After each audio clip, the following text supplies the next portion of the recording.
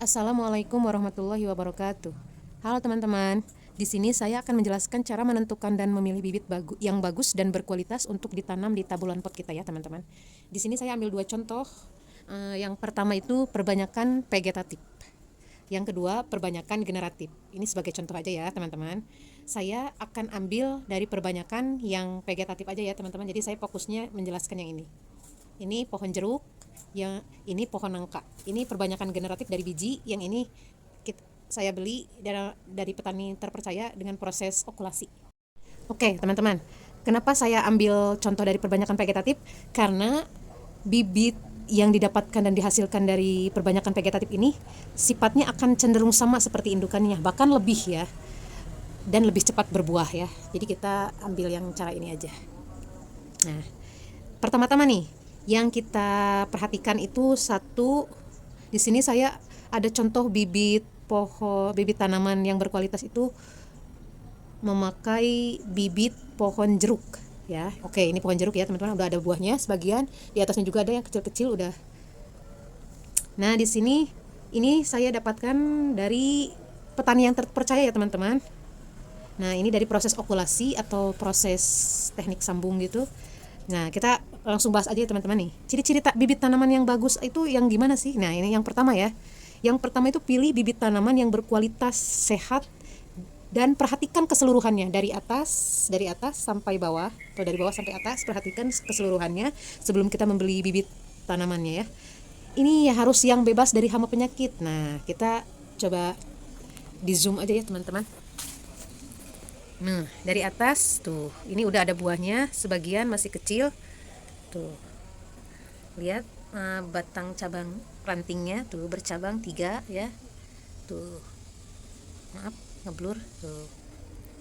Nah, sistem media tanamnya dari aram sekam ada, ini udah pakai pupuk 1:1 tanah, aram sekam sama pupuk kompos, dan ini tempatnya itu memakai planter bag atau polybag ya.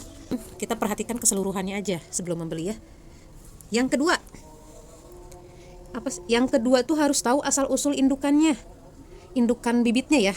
Nah, jadi teman-teman harus tanya kepada petani yang di sana yang membuat bibit ini, yang tahu asal usulnya. Seharusnya itu yang cukup umur. Nah, ini idealnya itu 5 sampai 6 bulan lah, ideal itu ya. Nah, cara yang ketiga itu pilihlah yang sistem perakarannya yang kuat dan berserabut ya. Nah, bagaimana sih yang kuat itu? Nah, minimal bibit tanaman ini kita angkat itu tidak lepas ya atau tidak rapuh. Oke, kita praktekkan ya teman-teman.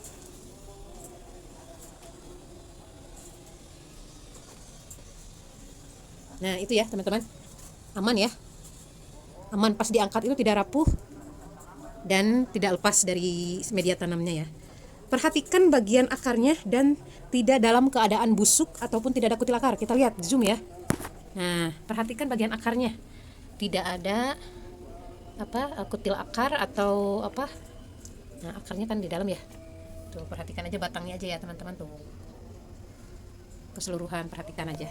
Nah, yang keempat itu perhatikan batangnya apa ada benjolan atau penyakit, terutama jika kita beli bibit hasil sambungan, takutnya itu ada benjolan di batang. Nah, itu sebaiknya pilih batangnya yang berkayu tebal, lurus dan berwarna coklat dan harus cukup umur. Itu aja ya teman-teman nih. Kita perbesar nih batangnya. Ini berwarna coklat, ini tebal, tuh lihat. Tidak ada kutil akar ataupun benjolan ya. Yang terakhir itu perhatikan daunnya ya teman-teman, perhatikan daun yang sehat itu daun yang cerah, mengkilap, dan bisa kita lihat nih teman-teman nih warna daunnya segar dan cerah ya. Hindari daun-daun yang menguning, coba kita lihat ya, hindari daun-daun yang menguning. Nah, ini nih hijaunya segar ya teman-teman, tuh cerah, mengkilap, tuh udah ada buahnya, sebagian udah tumbuh buah, tuh masih kecil, tuh ini yang agak besarnya buahnya, tuh daunnya ya, tidak ada jelaga hitamnya atau kuning-kuning atau layu bahkan kering, tidak ya, segar ya teman-teman. Tinggal kita lakukan perawatan khusus atau penyiraman lah setiap hari, setiap sore menggunakan air cucian beras ya, air cucian beras atau yang lainnya, air mineral juga bisa. Nah, itu aja ya teman-teman ya, ciri-ciri bibit tanaman yang baik dan berkualitas versi saya yang saya akan siap tanam di tabulon pot saya ini. Nah, terima kasih, semoga bermanfaat dan mohon maaf bila ada kesalahan atau kekurangan. Assalamualaikum warahmatullahi wabarakatuh.